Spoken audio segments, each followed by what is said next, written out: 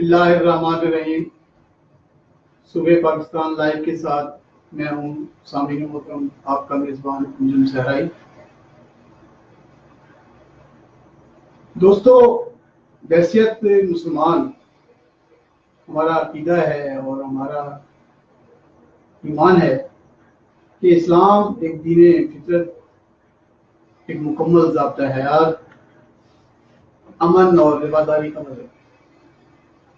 اسلام اخلاقیات پہ ایک مکمل نظام رکھتا ہے، معیشت، معاشرت، سماجی اقدار. حتیٰ کہ اسلام ایک ایسا مکمل ضابطہ حیات ہے کہ ناخن کاٹنے سے لے کر زندگی کے تمام امور جو ہیں اس کے بارے میں ہماری رہبری کرتا ہے. حضور اکرم صلی اللہ علیہ وسلم کی تعلیمات مقدسہ کے مطابق اگر ہم اپنی زندگی کو گزاریں تو یقیناً کامیابی ہمارا مقدر ہے. لیکن اگر ہمارا اسلام سے جو جوڑ ہے وہ قدرے کمزور پڑ جائے تو شاید پھر مسائل اور مصائب ہمارا مقدر بنتے ہیں. آج میرے ساتھ جو شریک گفتگو ہیں، جو شخصیت، وہ ہمارے ضلع کی بڑی معروف مذہبی رہنما ہیں جناب مولانا محمد الیاس ندیم صاحب. ان کا تعلق اس وقت جو ہے وہ چوکاظم سے ہے. چوکاظم میں ایک مدرسہ چلا رہے ہیں. پچھلے برس کی بات ہے، چوکاظم میں ایک بڑا واقعہ ہوا. ایک باپ نے اپنی 3 بچیوں کو نہر میں گرایا اور انہیں مارا اور اس کے بعد پسٹل سے خودکشی کر دی. اس سے پہلے بھی 2 واقعات آپ کے بھی علم میں ہوں گے، میرے علم میں بھی ہیں کہ ایک باپ نے اپنی 5 بچیوں کو زہر دیا اور وہ اللہ کو پیارا ہو گیا، خود بھی ہاسپٹل میں.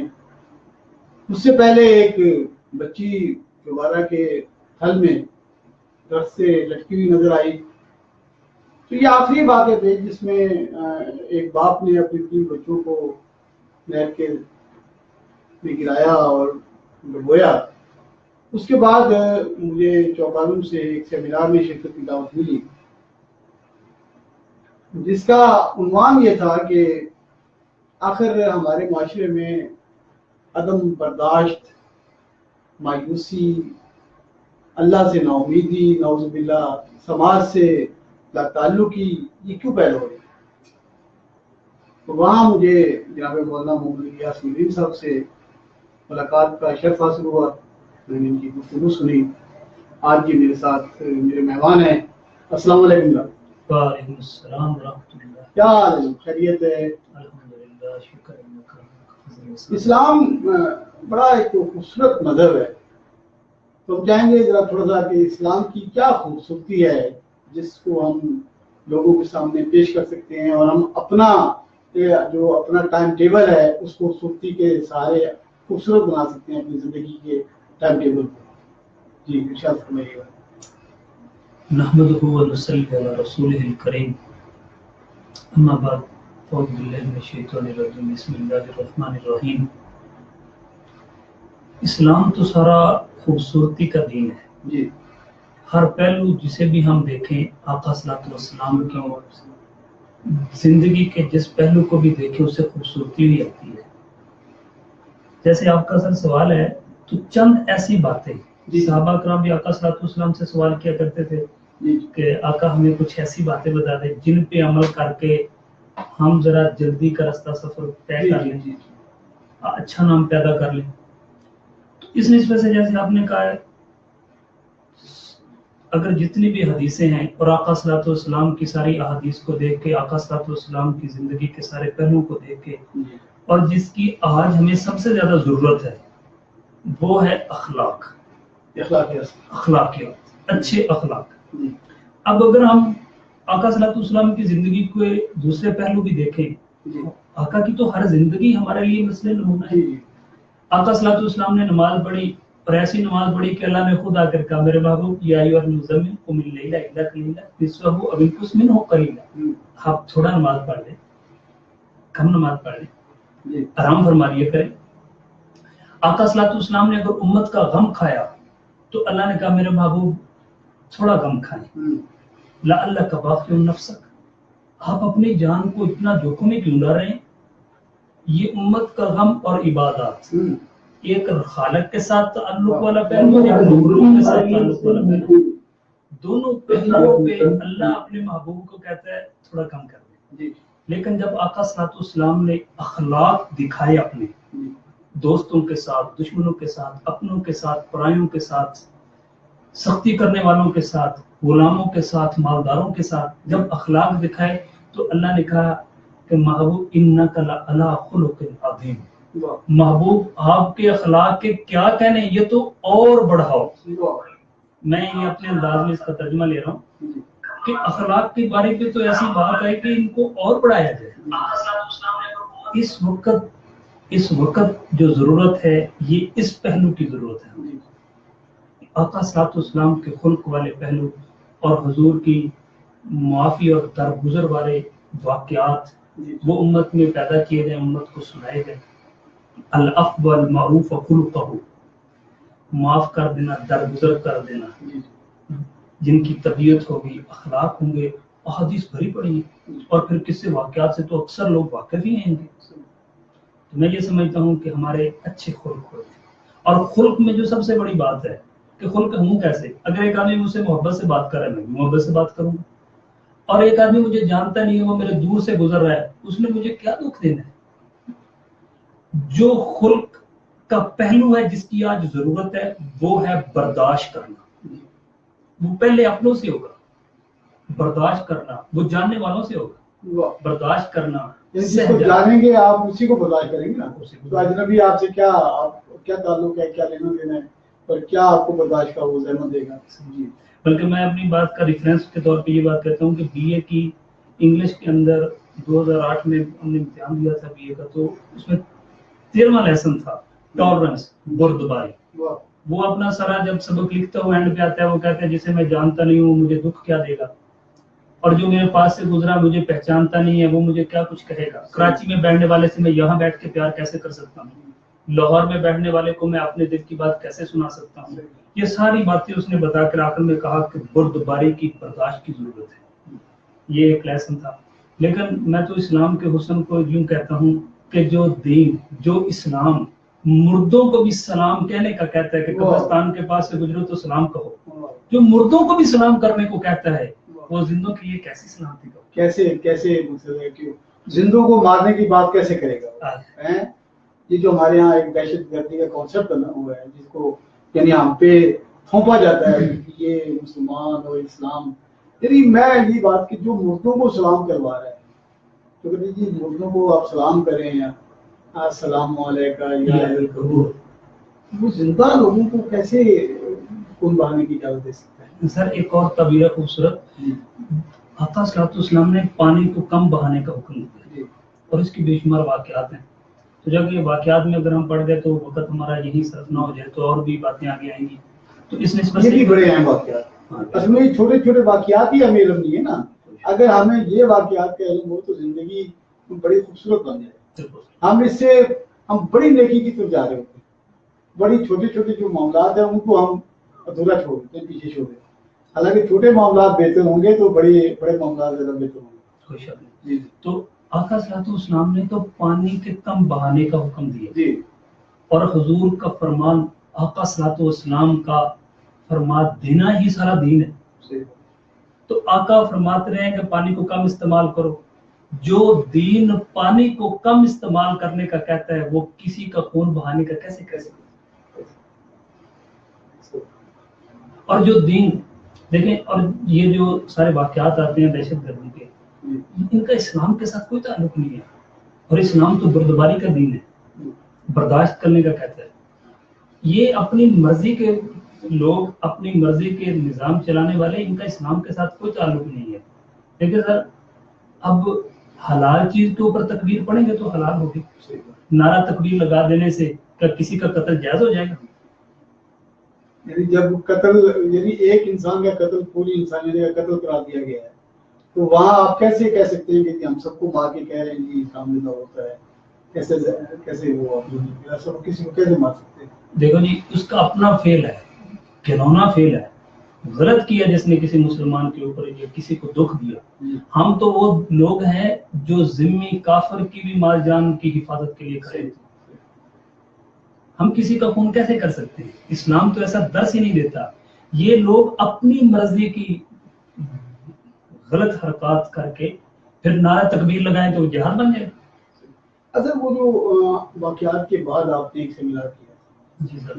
لوگوں کے جو ایسے واقعات ہوئے جس سے بڑا پوری سوسائٹی کو بڑا دکھ ہوا، بہت سے لوگوں کو بہت دکھ ہوا. آپ سب لوگ پریس کلب میں اکٹھے ہوئے اور آپ نے کہا جی ایک موٹیویشن کمپین چلائی، لوگوں کو بتایا جائے کہ نا امیدی اور مایوسی گناہ ہے اور لوگوں کو چھوٹے چھوٹے معاملات میں برداشت اور صبر کا ایک میسج دیا جائے. تو کیا پھر آپ نے اس پہ آپ نے کہا میں بڑا کام کروں گا اور بہت اس میسج کو آگے لے کے جاؤں گا، تو کیوں نہیں آپ کو کیسے آپ کے ذہن میں خیال آیا اور پھر کیوں نہیں مکمل ہو سکا؟ سر خیال اس طرح آیا کہ ہم میں سے ہر ایک ساتھی چاہتا ہے کہ میں کوئی ایسا کام کروں جس سے لوگوں کو فائدہ پہنچے. کوئی ڈسپینسری بنا کے، کوئی اسپتال بنا کے، کوئی بھوکوں کو کھانا کھلا کے، مختلف سوچتے ہیں. تو میں نے بھی اس کے بارے میں بڑا سوچا. میں روز سوچتا رہتا تھا کہ کوئی ویلفیئر کا کام ہو جس سے لوگوں کو فائدہ پہنچے، عام و خاص کو، قطع نظر کسی مطلب اپنی افادیت کے کہ فلاں طبقہ فائدہ اٹھائے فلاں نہ اٹھائے. میرے یہ دن میں اکثر میں سوچتا رہتا تھا. بس اللہ ہی کی طرف سے کوئی فضل میں یہ بات آئی کہ اس وقت میں یہ سمجھا، اور اللہ ہی کا یہ فضل تھا، میری سمجھ تو ناقص ہے، انسان کیا کر سکتا ہے، کہ اس وقت ہمیں آگاہی نہیں ہے، اپنے معاملات کی آگاہی نہیں ہے، اپنی پہچان ہی نہیں ہے. تو میں نے سوچا بیماروں کا صرف علاج کرنے سے بہتر ہے کہ جو صحت مند ہیں ان کو ڈائریکشن دی جائے، مایوسوں کو باہر نکالا جائے، پڑھ کے آنے والے مایوسی سے باہر نکالا جائے، پڑھ کے آنے والے بچوں کو ان کو بتایا جائے کہ صرف یہ ضروری نہیں ہے کہ آپ نے نوکری کرنی ہے تو پھر ہی آپ کامیاب ہیں، بلکہ انہیں بتایا جائے کہ کمائی کرنے کے اور بڑے ذرائع ہیں. آگاہی دینا، ٹریننگ دینا، یہ میں چاہتا تھا کہ ہر کسی کو خبر پہنچے. جو یہاں سے بیرون ملک جانے والے ہیں ان کو وہاں ہمارے علاقے کے رہنے والوں کا پتہ آتا دیا جائے، اور جو وہاں سے یہاں آ کے کام کرنا چاہتے ہیں انہیں بتایا جائے آپ کیسے کام کر سکتے ہیں. ریٹائرمنٹ کے بعد لوگ فیلڈ میں آتے ہیں انہیں بتایا جائے کیسے کر سکتے ہو. بچے جو اسکول کے پڑھ رہے ہیں انہیں بتایا جائے کہ بیٹا یہ تعلیم صرف کمائی اور روزگار کے لیے نہیں ہے، تعلیم انسان بناتی ہے، جذبات بناتی ہے، نیک صالح.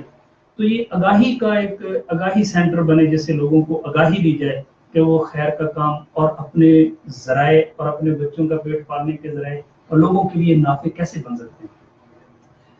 میں سمجھتا ہوں شاید میرے اللہ سے مانگنے میں کوئی کمی رہ گئی ہے کہ یہ بات اٹھی چلی اور سست ہو گئی ہے. کبھی کبھی یہ خیال آ جاتا ہے کہ جب قافلے جانب منزل چلتے ہیں تو کبھی سستانے کے لیے بیٹھ جاتے ہیں. وہ آگہی کا کام جو تھا، یعنی وہ آگہی آپ لوگوں کو مایوسی سے نکالنے کے لیے کرنا چاہ رہے تھے. آپ کے ذریعے جو لوگ اپنی جانیں ناحق ضائع کر دیتے ہیں، اپنے آپ کو موت کے حوالے کر دیتے ہیں. موت تو بڑا وقت پہ آتی ہے بٹ اس کے طریقہ کار ہے کہ کوئی خودکشی کر لیتا ہے، کوئی چھلانگ لگا لیتا ہے، کوئی زہر کھا لیتا ہے کوئی. تو اس کو پھر آپ کے ذہن میں کیا ان کے اسباب کیا تھے، کیوں اس قسم کے واقعات ہمارے سماج میں یہ رونما ہوتے ہیں، اس کی کیا وجوہات ہوتی ہیں کہ انسان اتنے مایوس ہوتے ہیں؟ آپ نے تو بڑا اس پہ ورک کیا ہوگا، آپ نے باقاعدہ کوئی کام کیا ہوگا جو آپ لوگوں تک پہنچانا چاہتے ہوں. جی سر، اللہ تعالیٰ آپ کو جزائے خیر دے. بہت خوبصورت آپ نے سوال رکھا ہے. ایز اے مذہبی رہنما یا ایک امام مسجد خطیب ہونے کی نسبت سے آپ کو پتہ ہے کہ ہمارے معاشرے میں علماء کو قدر کی نظر سے دیکھا جاتا ہے. تو لوگ چونکہ روزانہ ملتے ہیں، اپنے مسائل سناتے ہیں، تو اس سے ایک یہ تجزیہ سامنے آیا، یہ بات سامنے آئی کہ جو اتنے بڑے قدم کے لیے آدمی کھڑا ہو جاتا ہے اس کے پیچھے جذبات ہوتے ہیں، اور جو اندر کے جذبات برے یا اچھے یا مایوس یا پر امید بنتے ہیں وہ ڈکٹیشن سے بنتے ہیں کہ اسے ماحول سے ڈکٹیشن ملتی ہے. اچھا یہاں میں ایک اور عرض کر دوں، دیکھنے سے زیادہ سننے والی باتیں اثر کر جاتی ہیں، اور یہ بات ایسی ہے ہم نے آقا صلی اللہ علیہ وسلم کو دیکھا نہیں ہے، آقا کی باتیں سنی ہیں ایمان لے کے. الذین یؤمنون بالغیب، ہمارے جو ہے مسلمان اور مومن کی ایک پہچان یہ ہے کہ غیب پہ بڑا ایمان لے کے آتے ہیں. اللہ کو دیکھا نہیں ہے، ایمان لے آئے لیکن سن کے. قرآن کو اترتے دیکھا نہیں، سن سن کے ایمان لیا۔ اب میں یہ سمجھتا ہوں کہ سننے سے آدمی باتوں کا زیادہ اثر رکھتا ہے دیکھنے کے نسبت، مشاہدے سے سننا اثر کرتا ہے۔ ماحول سے ہمیں ایسی ڈکٹیشن ملتی ہے، پھر وہ ڈکٹیشن سوچنے پہ مجبور کرتی ہے۔ یہ مجبوری اور یہ جذبات کبھی غلط کبھی درست، جن کے غلط رخ پہ پڑ جاتے ہیں ان کا انجام یہ ہوتا ہے جو آج ہم معاشرے میں دیکھتے ہیں۔ اپنی جان بھی لے گئے اور نسلوں کو بھی ایسا ایک مشکل میں ڈال گئے کہ جواب نہ کسی کو مل سکے کہ یہ کیوں ہوا۔ اگر ہم ایسے مسائل میں گرے ہوئے لوگوں کو امیدیں دلائیں گے، محبتیں دلائیں گے۔ ایک قول ہے حضرت حسن بصری کا غالباً، انہوں نے کہا کہ اگر وہ اللہ کی رحمت بولا کرتے تھے، رحمت بولا کرتے، کسی نے کہا جی آپ اتنی رحمت کیوں بولتے ہو؟ کہا اگر گناہ گار کو بھی پتہ چل جائے کہ میرا اللہ مجھ سے کتنی محبت کرتا ہے تو اس کی خوشی سے ٹوٹے ٹوٹے ہو، اس کے ٹکڑے ہو جائیں۔ تو یہ مایوسی سے نکالنا، جو آدمی حالات سے گرا ہوا ہے اسے مایوسی سے نکالنا، جب آدمی پریشان ہوتا ہے تو اس کے سارے اعضاء کام نہیں کر رہے ہوتے، سوچ فکر کام نہیں کر رہی ہوتی، وہ سن سن کے متاثر ہو جاتا ہے۔ قرآن نے بھی ایک بات کہی ہے، قیامت کے دن جب آدمی آئے گا تو مجرم اپنا ہاتھ چبانے سے پہلے کہے گا کہ یا اللہ مجھے آج نہ پکڑ، آج میرے بھائیوں کو پکڑ، اخیہ و امیہ و صاحبتہ و فصیلتہ التی تؤویہ ومن فی الارض جميعا، یہ سارے الفاظ ہیں کہ یا اللہ میرے بھائی کو پکڑیے، کہتا تھا کما کے لا، تیری بچیوں کو ہاتھ پیلے کون کرے گا۔ یہ میری بیوی کو پکڑیے، کہتی تھی کہ میں بچوں کو کہاں سے کھلاؤں، سارے لے کے آتے تو بھی لے کر آ، یہ میرے سارے خاندان والوں کو پکڑ لے، پوری دنیا کے انسانوں کو پکڑ لے، لیکن جب آئے گا کلا نہیں، آج تجھے جواب دینا ہوگا۔ تو یہ دائیں بائیں کی ڈکٹیشن اور حالات، اور دوسری بات یہ ہے کہ ہم ایک دوسرے کو سمجھنے کی کوشش بھی نہیں کرتے کہ یار اس وقت یہ تھوڑا مشکل میں ہے تو اس کو نکالنے کے لیے کوئی ایسے ہم سماج اپنی ذمہ داری پوری کرے، ہاں یہ نہیں کرتے، بلکہ ہم اپنے اوپر اپنے جو جذبات ہیں وہ ان کو سنانے کے اوپر کھڑے ہیں۔ تو آپ امید کا ایک میسج دینا چاہتے تھے لوگوں کو، جی اور اللہ کے اس پیغام کو پہنچانا چاہتے تھے کہ انسانی جان جو ہے وہ قیمتی ہے، اور میں تمہارے رزق کا اور میں تمہارے تمام تر جو بھی مسائل ہیں ان کا میں ذمہ دار ہوں۔ رزق کی ذمہ داری تو اللہ نے دی ہے نا جی۔ اصل میں بعض اوقات ہم لوگ خود اس سے منحرف ہو جاتے ہیں اور تب مایوس ہو جاتے ہیں، یار شاید میری محنت میں بڑی کمی ہوگی۔ حالانکہ ہم نے دیکھا کہ بہت سے لوگ ہوتے ہیں جو محنت نہیں کر رہے ہوتے لیکن اللہ تعالیٰ نے نواز رہا ہوتا ہے۔ تو جب کوئی انسان ہے وہ، آپ جیسے کہ بڑے بزرگ مجھے ملے تو وہ کہیں گے یار تم رازق نہ بن، بندے بن، تم خالق نہ بن مخلوق کا۔ تو جب ہم لوگ اللہ کی ڈیوٹی ہم سنبھال لیتے ہیں کہ یار میں نے کمانا ہے، میری تو آج اتنی جاڑی نہیں لگی تو بس میرے بچے بھوکے مر جائیں گے، تو پھر پرابلم میرا خیال پیدا ہوتے ہیں۔ اگر ہمیں اپنے رب پہ پورا اعتماد ہو کہ ہمارا خدا جو ہے وہ ہمارے لیے تو دسترخوان بچھائے بیٹھا ہے، مجھے تو کوئی ضرورت نہیں ہے ڈھونڈنے کی، تو بس وہ آ جائے گا اور دکھا لوں گا، منو سلوا آدمی کر رہا ہے۔ تو تب میرا خیال مایوسی ہوتی ہے جب انسان اپنی اس پہ صلاحیتوں پہ وہ کرتا ہے، اعتماد کرتا ہے کہ بس میں نے کمانا ہے، میں نے ڈانا ہے، میں کروں گا تو ہوگا۔ جب میں آ جاتا ہے تو پھر بندہ جو ہے پھر مایوسی کا شکار ہو جاتا ہے۔ سر میں آپ کی بات کو تھوڑا ایک انداز میں لینا چاہتا ہوں، بڑی خوبصورت اللہ تعالیٰ آپ کی زبانیں سے باتیں نکلوا رہا ہے الحمدللہ، اس کی ہمارے آج بڑی خصوصی ضرورت ہے۔ سر پہلی بات یہ ہے کہ ہمارا نظام تعلیم جو ہے وہ ایک رٹے کے طور پہ ہے، اس کو ہم رٹنے پہ لگے ہوئے ہیں، سمجھنے پہ نہیں لگے، پھر تعمیراتی سوچ نہیں دیتا یہ نظام، یہ صرف روزی کمانے اور وہ ذاتی مفادات کے درس نکلتے ہیں۔ اس وجہ سے ہمارے بچوں کو، پڑھنے والوں کو اور ہمارے معاشرے میں لوگوں کو خبر نہیں ہے۔ اگر دین کی آمیزش ساتھ ہو تو پھر بات نکھر جاتی ہے۔ اب جیسے ہم رزق کی بات کر رہے ہیں، اب رزق آنے کے جو ذریعے ہیں وہ مختلف ہیں۔ اللہ کے نبی نے فرمایا جو 5 وقت کی نماز پڑھے گا اللہ اسے 5 انعام دے گا۔ پہلا انعام اس کے رزق کی تنگی دور ہو جائے گی۔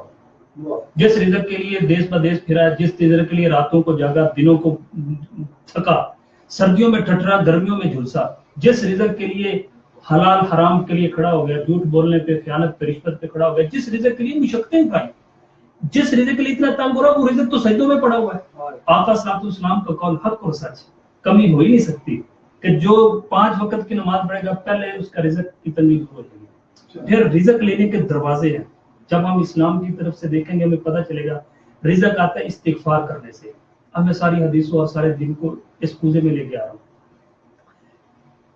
جتنے میرے علم میں بات ہے واللہ عالم بالصواب، صحیح بات. نماز سے رزق آتا ہے، استغفار سے رزق آتا ہے، ہجرت کرنے سے رزق آتا ہے، والدین کی خدمت سے رزق آتا ہے، اور صدقہ دینے سے رزق آتا ہے، تقوی سے رزق آتا ہے. یہ مسلمان کے لیے خاص دروازے. ہم نے یہ اپنے سارے دروازے چھوڑ دیے ہیں. وہ اسباب کا دروازہ جس زمین سے رزق آئے، تجارت ملازمت سے رزق آئے، ڈگری سے رزق آئے، ایک اسباب کا ذریعہ، اور سبب کے طور پہ آپ تجارت کرتے ہو اس سے رزق آئے. ہم سارے اسباب والے دروازے پہ کھڑے ہوئے ہیں جو کہ کافروں کا خاص ہے، اور اپنے جو 6 دروازے ہیں ان دروازوں کو ہم نے چھوڑ دیا. ہم اسباب تلاش اسباب اور کو اسباب پہ ہمیں یقین ہو گیا. یہ سبب ہے، اوپر رب ہے. رزق رب دے گا سبب کے ذریعے، کیونکہ اللہ نے دنیا کو دارالاسباب بنایا ہے.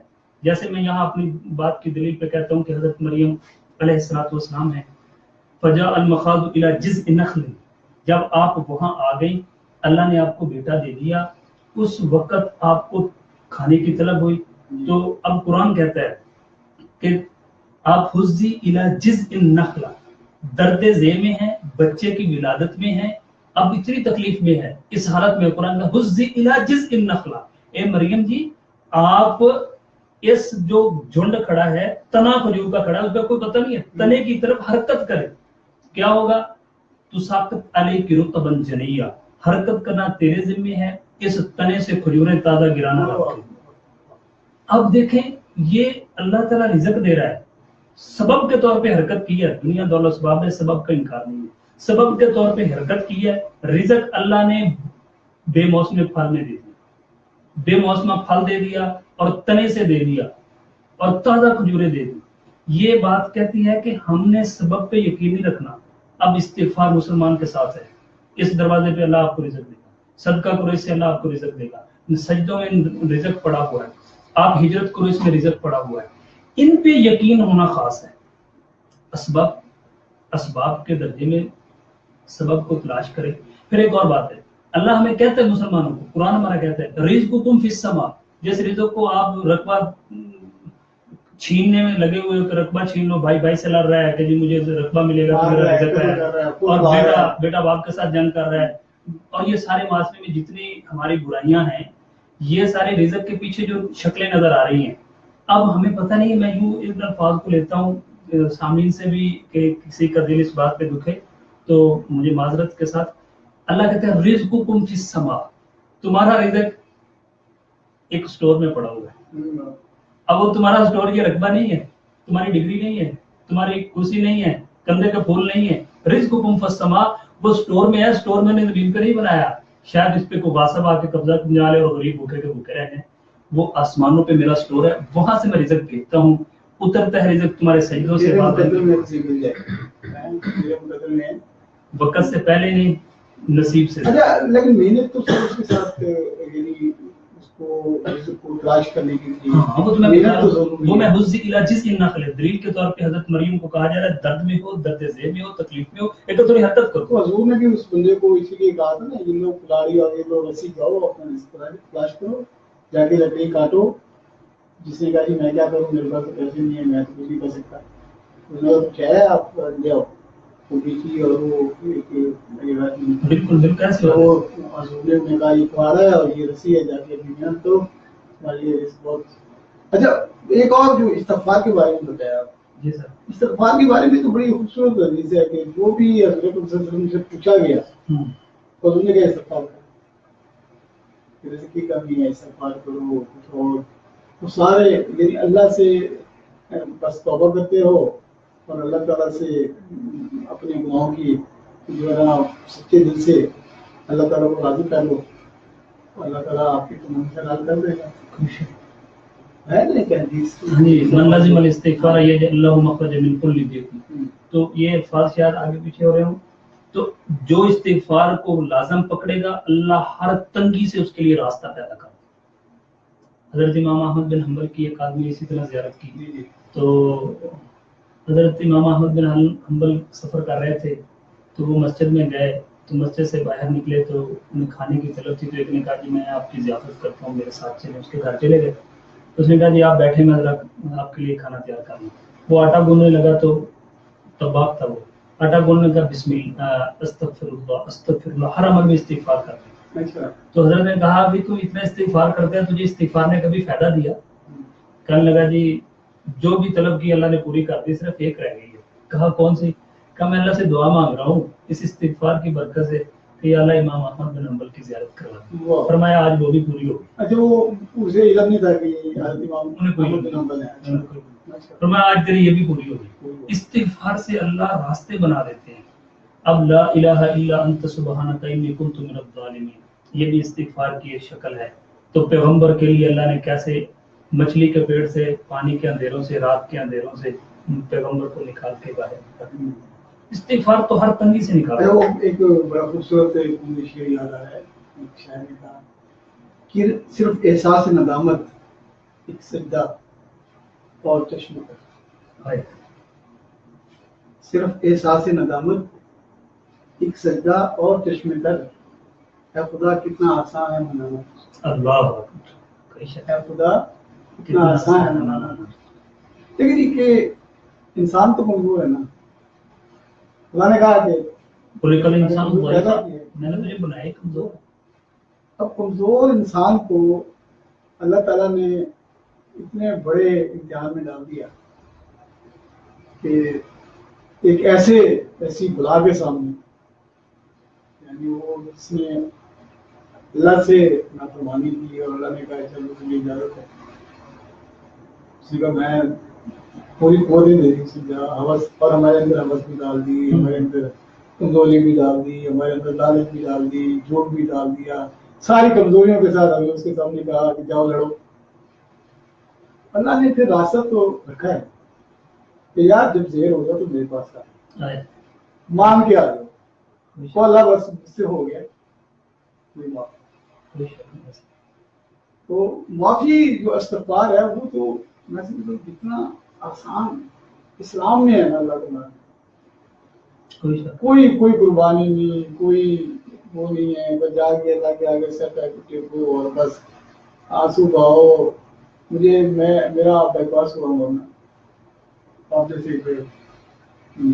देखा मुबारक को, मुझे बड़ा गलत होता, मैं यार मैं तो बीमार पड़ा हूँ, दर्द हो रहा है, सीना मेरा फाड़ दिया, वो ये मुझे बार दे रहे हैं। इसकी बात सुनो,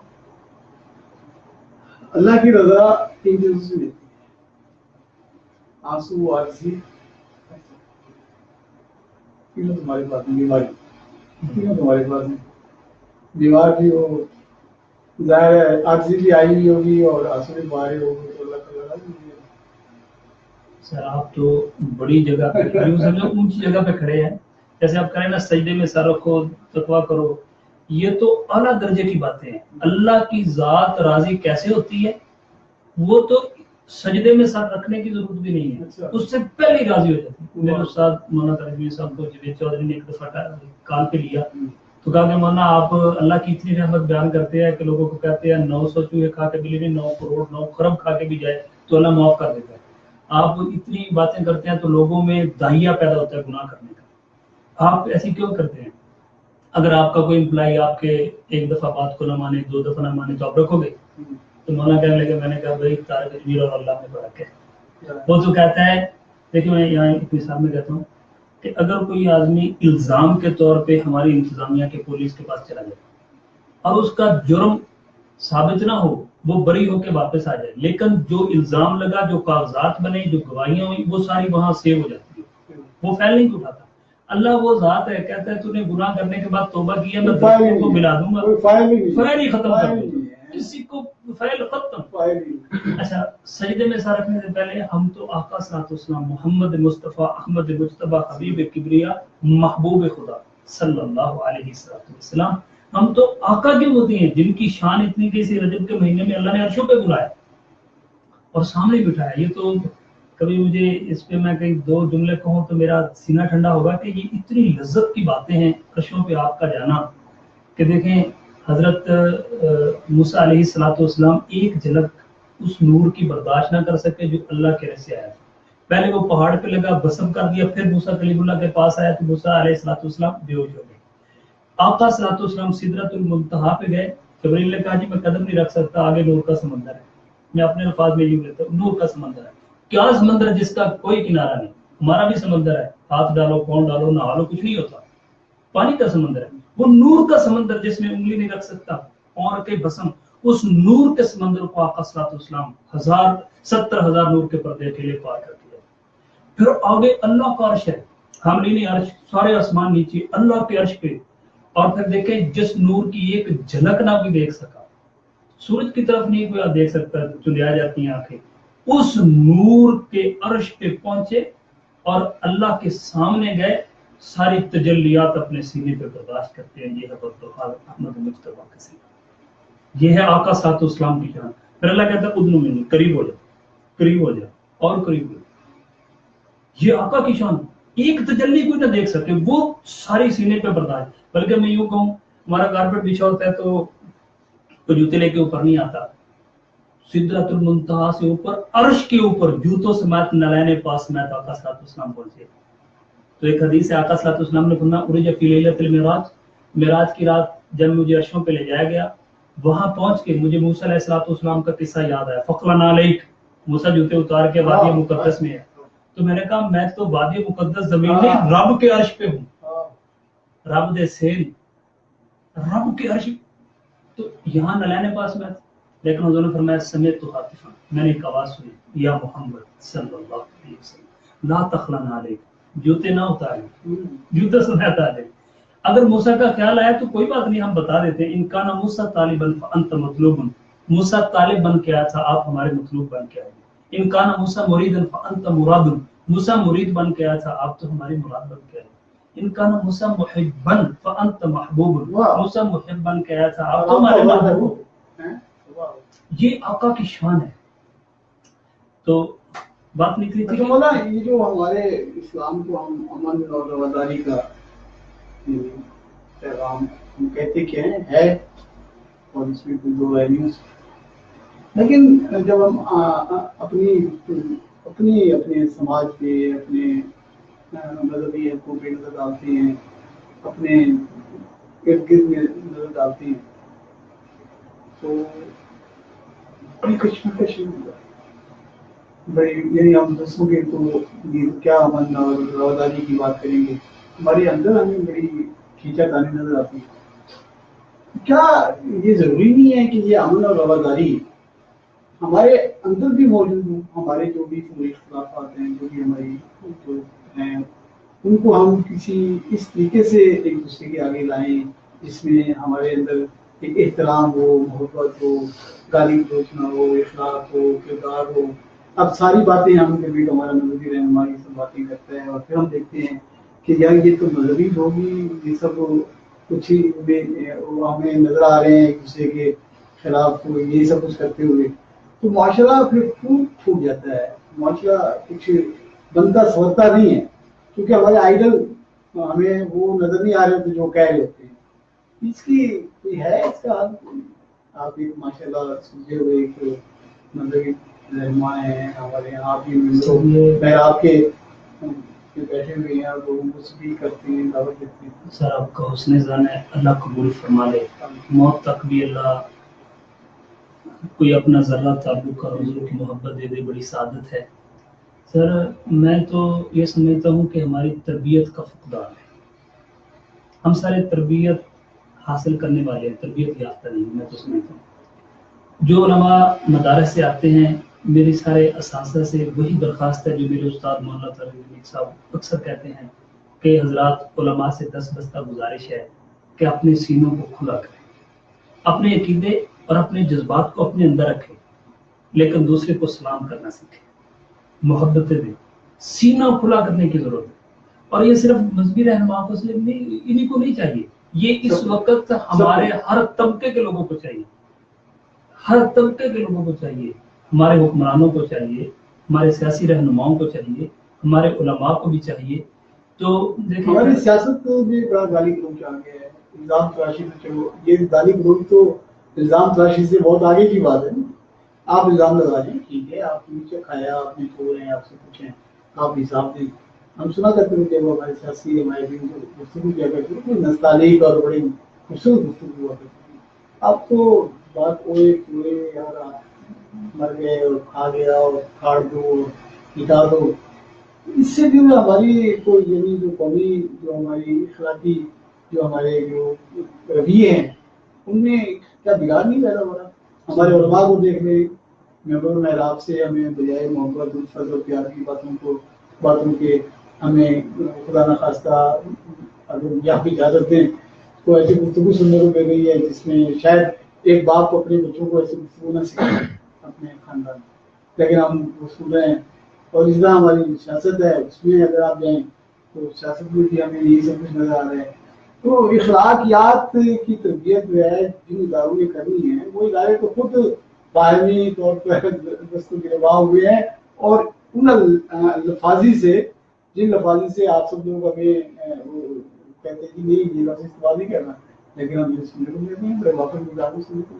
सर बस अल्लाह के सामने दुआ की जा सकती है, अल्लाह हम सब को अपना ताल्लुक और सही समझ दे दे। तो इस ताल्लुक से अल्लाह के ताल्लुक से और आका सल्लल्लाहु अलैहि वसल्लम की मोहब्बत और दीन के नज़दीक लगने से ये सारी बातें आएंगी।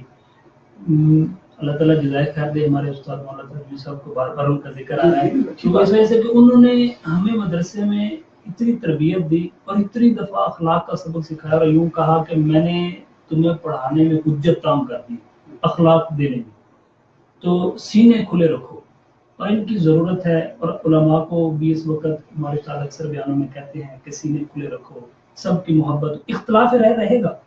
अब इख्तिलाफ राय तो हुस्न है ना। आका सल्लल्लाहु अलैहि वसल्लम ना जी मस्जिद नबी से निकले हैं, इस वक्त अंसारी हॉस्पिटल वहाँ बना हुआ है, उसके साथ मस्जिद इजाबा मदीने में। तो मस्जिद इजाबा पे आका सल्लल्लाहु अलैहि वसल्लम ने सजदा किया, लोग बहुत सजदा, सजदे से सार उठा के अल्लाह से 3 दुआएं की है, 2 कबूल हो गई, 1 रह गई। 2 ये कबूल हुई कि अल्लाह मेरी उम्मत पे कोई ऐसा ना गासिब हुक्मरान आए, कोई जालिम आए तो सबको खत्म कर दे, अपने का कबूल। कोई ऐसा कहत और अजाब ना है कि मेरी उम्मत सारी हलाक हो जाए, तो मैं कबूल। अच्छा या अल्लाह मेरी उम्मत में इख्तिलाफ ना हो, पर मैं महबूब ये कबूल। इख्तिलाफ रहेगा। अच्छा मैं यूँ कहता हूँ कि हमें दीन की दावत देते हुए, सर बड़ी खूबसूरत बात है, दीन की दावत देते हुए दीन की ही दावत देनी चाहिए, उसमें कोई और मफाद और जातियात ना है। चलो मैं इससे मिसाल से बात वाज़ेह होती है। अब नमाज की दावत देनी है तो आप नमाज की दावत दें, नमाज पढ़ने के तरीके के ऊपर कोई हाथ बांध के पढ़े, हाथ खोल के पढ़े, सीने पे हाथ रखे। जब आप तरीके पे आएंगे तो इख्तिलाफ राय हो जाएगी, आप झगड़ा, और जब इख्तिलाफ राय में शिद्दत आएगी तो वो झगड़े का शक्ल अख्तियार कर देगी। आप नमाज की दावत दें, जब इस्लाम की और बुनियादी जो उसूल हैं उनकी दावत देंगे तो उम्मत में झगड़ा नहीं आता, सबके एक ही, सबने कहा नमाज रो, सबने कहा रोजा रखो, सब कहते हैं। और जब हम आगे उसके तरीके पे आएंगे तो वहां इख्तिलाफ राय आएगी।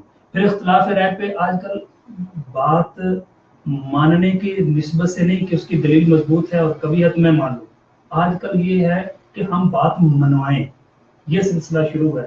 जबकि ये जातियात की देखे ना, हजरत अली कर्रमल्लाहु वजहहु चेहरे पे थूक दिया तो छोड़ दिया है। तो कहा जी आप तो, मैं कहता हूँ जल्दी कर देते मेरा काम तमाम, कहा नहीं अब जातियात आ गई। नहीं अभी की जो बाबरकत जिंदगी को अगर हम देखें कि वो एक बूढ़ी औरत जो उनके डालती थी कांटे वाटे, और जो वो नहीं आई तो पूछने चले गए भी क्या हुआ है नहीं। तो यानी हमारे यहाँ तो ऐसी रोशन मिसालें हैं जिनके आप फख्र कर सकते हैं कि हम अपने साथ हमारे नबी ने, अल्लाह के महबूब ने, जिसके बारे में आप बता रहे हैं कि अल्लाह ने कहा अपने नारायण ने बता रहे हैं, आज ऐसी आ जाए यार, जैसे कभी कोई दोस्त आते हो कहते हैं यार छोड़ो यार, आ जाओ जल्दी, आ जाओ जल्दी यार, छोड़ो बस क्या आ जा, साफ हो जाएगा ट्रैफिक। तो उसके साथ जो जाती कर रहे हैं, अल्लाह का हबीब उसे माफ ना सिर्फ माफ कर रहा है, उसके काम है। जैसा मैं ये कहूँगा, अल्लाह ताला की ज़ात बड़ी है, सीखने की निस्बत से बात कर रहे हैं कि अब हमारे पास जितना इल्म और दीन और रवादारी के दर्स वो किताबों में रह गए हैं, अमली जिंदगी में नहीं। हम तो अब फ्लैश करना चाह रहे हैं कि अमली जिंदगी में कैसे है। हाँ जी मैं यहाँ पर सहाबा कराम रज़ियल्लाहु ताला अन्हुम अजमाइन उनकी जिंदगियों में थे کتابوں میں نہیں تھا۔ اچھا اب ہمارے استاد کامل تھے، استاد کامل تھے ہمارے یہاں، استاد بھی کتاب ہی ہے، استاد وہ کہتے ہیں یہ اس کے نوٹس لے لو اور اب سر جو ہے یہ تربیت کی ضرورت ہے، اس اپنی جو ہماری ذمہ داری تربیت کی ہے، اس سے ہم سارے منہ موڑ کے بیٹھے۔ والدین کہتے ہیں اسکول والے پڑھا دیں گے بچے کو، بس وہی کافی ہے۔ اسکول والے کہتے ہیں دیکھو میں کسی پہ کوئی اعتراض ایسی بات نہیں، کسی کا بھی تو معذرت کرتا ہوں، جب نونہالوں کو درس دینے والے اسکول علم کی آماج گاہیں وہ ایز اے کسٹمر دیکھتے ہیں، ہمارا مسیحا گاؤں کے اندر تاجر ہو، ڈاکٹر نہ ہو، مسیحا نہ ہو، گاؤں کے اندر تاجر کھڑا ہو، تو اس امت کا کیا بنے گا، اس قوم کا کیا بنے گا؟ لیکن یہ بھی کیسے پیدا ہو گئے کہ یہ بھی جب گھر میں آنکھ کھولتے ہیں تو باپ نے کہا فلاں کا بیٹا پڑھ کے یہ کچھ کر گیا، وہ ڈاکٹر بنا تو اتنا پیسہ کما لیا، فلاں سیٹ پہ بیٹھا ہے تو اس نے کندھے پہ سٹار لگے تو یہ کچھ کمایا، تو نے کیا کیا؟ اب یہ یہاں والدین نے اپنی ذمہ داری سے منہ چڑھایا، والدین نے بچے کی تربیت نہیں کی، سارا بچہ سکول والوں کے پاس چھوڑ دیا، سکول والے اسے سبق یاد دلائے، اسے پڑھائی یا تربیت کرے۔ پھر تربیت کا پہلے فقدان ہمارے گھر سے شروع ہو۔ میرے بچوں کی تربیت میرے ذمہ ہے، میں اپنی دکان کو سارا وقت دے دیتا ہوں، گھر آ کے ٹی وی دیکھنے میں وقت دے دیتا ہوں، تھوڑا سا فرصت ملے تو دوستوں میں وقت صرف کر دیتا ہوں، اور آج کل موبائل اور فیس بک بھی آ گیا۔ تو کہنے کا مطلب کہ سب سے پہلے میں نے اپنے بچوں کے ساتھ ظلم کیا۔ اچھا نہیں، اس میں جو ہمارے عالم دین ہے ان کے بارے میں بڑی خوبصورت بات کی ہے کہ ولا تشتروا بآیات ثمنا قلیلا، تھوڑے کی قیمت پہ آیات نہ بیچنا، یہ بھی تو اگر ہمارے علمی اور مذہبی لوگوں کی اور آج سے کب آ گیا سر؟ پتہ کیا یہ اب یہ نہیں، ہمیں اپنی عملی زندگی میں ملتے ہیں نا، وہ لوگ ملتے ہیں جو تھوڑے تھوڑے مفادات کے لیے، یعنی ہم لوگ جو ہے نا کہ کیسے یعنی قرآن کو بنیاد بنا کے، قرآن تعلیمات کو بنیاد بنا کے، جیسے آپ فرما رہے تھے کہ طریقوں پہ جھگڑا ہو جاتا ہے، پھر جناب کسی یعنی ہم اختلاف رائے پیدا کرنے کے لیے بھی تو ہم جو ہے نا جی ہمارا رہتے ہیں نا۔ سر یہ جو آپ نے ایپ کی یہ تو پہلی قوم کے لوگ تھے، لیکن اس ہمارے یہاں بھی سر اس امت پہ یہ ایپ نہیں آئے گی۔ میں یہ سمجھتا ہوں جو عالم ہیں اللہ تعالیٰ نے جن کو آقا صلی اللہ علیہ وسلم کا یہ علم اور آقا صلی اللہ علیہ وسلم کی احادیث اساتذہ کے سامنے روزانہ ہو کے بیٹھنے کی پوری سعادت دی ہے، علماء جو ہیں جید علماء اور کامل علماء، جیسے ایم بی بی ایس تو کوئی ہوتا ہے، عطائی ڈاکٹر کیا کتنے ہو جاتے ہیں، ڈسپینسر کتنے ہو جاتے ہیں، تو جو پورے عالم ہیں، پورے علماء ہیں، ڈگری ہولڈر ہیں، ان کی کمی ہے، اور پڑھ بہت زیادہ اور عطائی یہی کام کر رہے ہیں نا، آیات کو بیچنے کا عطائی کام کر رہے ہیں، عالم دین تو نہیں کر تو تصور بھی نہیں کر سکتے کہ اللہ کا انسان سے گناہ ہو جاتا ہے۔ تو لیکن میں یوں نہیں کہتا کہ بھی انسان، ہم سارے علماء جو ہے وہ متقی پرہیزگار کسی کبھی کبھی نہیں، لیکن میں یوں کہتا ہوں کہ میرا یہ ایک دل کا ایمان تقویٰ ہے کہ اللہ نے علماء کی شان بیان کی ہے اور علماء ایسا کام نہیں کرتے۔ اچھا کیا میسج دینا چاہیں گے؟ یہ کہ بہت سے لوگ، بہت سے ہمارے فیس بک پہ جو لائک کرنے والے دوست ہیں آپ کو سن رہے ہیں، پوری دنیا میں ایک میسج آ رہا ہے، آپ کا کیا پیغام دینا چاہیں گے؟ سر پہلے تو آپ کا شکریہ، آپ نے یہ سعادت کا موقع دیا، اللہ آپ کو ہدایت دے۔ میں تو یہی کہوں گا جو اپنے استادوں سے سیکھا، ابھی سب سیکھ رہے ہیں، سیکھنے والے ہیں، کہ اپنے سینے کو کھلا رکھیں، برداشت کرنا، سہ جانا، پی جانا اور معاف کر دینا، یہ وہ صفات ہیں جو آل اطہار سے، اہل بیت سے، آقا صلی اللہ علیہ وسلم سے ہم سب کو یہ ملی ہیں، اور آج انہی کا فقدان ہے۔ یہ صفات اندر پیدا کرنی ہے۔ بول کے جواب دینا بڑا آسان ہے، لیکن چپ کر کے جواب دینا بڑا مشکل ہے۔ جیسے ہم سارے بولنا سیکھتے ہیں، اسی طرح ہم کس طرح چپ رہنا بھی سیکھیں، سہ جانا، پی جانا، برداشت کر جانا، کچھ نہ کہنا۔ اور اللہ تعالیٰ ایک اور بات ہے، ہم اپنے بارے میں صفائیاں زیادہ نہ دیا کریں، زیادہ صفائی دینے سے آدمی نکھرتا نہیں ہے، چپ رہنے چپ رہنے سے بھی نکھر جاتا ہے۔ اور اس وقت اخلاق کا جو ایک پہلو ہے وہ برداشت کرنا، اللہ تعالیٰ ہم سب کو اپنے فضل سے یہ نصیب فرما دے، اور آقا صلی اللہ علیہ وسلم کی زندگی کا عمل ہمیں نصیب فرما دے۔ سامعین محترم، یہ تھے ہمارے آج کے مہمان جناب مولانا محمد الیاس ندیم صاحب، جو مجھے پوری گفتگو میں جس خوبصورتی جس میں زیادہ نظر آئے ویسے بہت سی ساری باتیں بہت اچھی بہت پیاری، وہ تھی کہ انسان کا اپنی غلطیوں کا احساس کر کے اللہ کے حضور اللہ سے توبہ مانگے، اور کہتے ہیں کہ جب پکارنے والا مجھے پکارتا ہے، یعنی اللہ کو پکارتا ہے، میں اس کی دعا ضرور قبول کرتا ہوں۔ سامعین محترم، توبہ کا خیال خوش بختی کی علامت ہے، اور توبہ تبھی ممکن ہے جب ہم لوگ اپنی غلطیوں کو، اپنی خامیوں کو، اپنی گناہوں کو مان کر اللہ کے سامنے اپنے ہاتھ ڈال سکیں۔ خدا کرے ہم سب اسلام کی روشن یہ تعلیمات ہیں، محبت اور جوڑنے والی یہ تعلیمات ہیں، پیار اور اخوت پیدا کرنے والی تعلیمات ہیں، ہمیں ایک بنانے والی جو تعلیمات ہیں، ہم ان کی عمل پیرا ہوں، تاکہ ہمارا ملک، ہمارا سماج، ہماری امت اور ہماری انسانیت ایک خوبصورت پھول کی مانند، جہاں امن ہو، پیار ہو، محبت ہو۔ اسی پروگرام کے ساتھ، اسی دعا کے ساتھ، اسی خواہش کے ساتھ آپ سے اجازت چاہوں گا۔ خوش رہیں، خوشیاں بانٹتے رہیں۔ اللہ حافظ۔